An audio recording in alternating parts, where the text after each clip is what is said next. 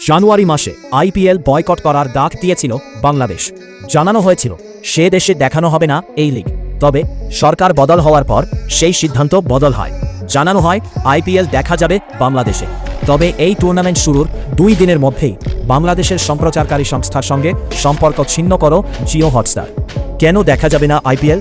সংবাদ সংস্থা রয়টার্স সূত্রে খবর, নথি অনুযায়ী জিও হটস্টার স্থানীয় পার্টনারদের থেকে প্রাপ্য টাকা পায়নি। আর সে কারণেই বাংলাদেশে ইন্ডিয়ান প্রিমিয়ার লিগ আইপিএল সম্প্রচার চুক্তি বাতিল হয়েছে। কী কারণেই উত্তেজনা 2 বোর্ডের মধ্যে?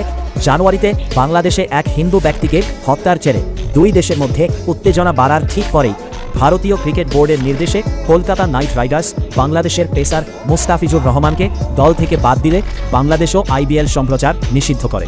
2023 থেকে 2027 অবধি চুক্তি ছিল বাংলাদেশের টি স্পোর্টসের সঙ্গে। তবে চলতি বছরের 17 ফেব্রুয়ারি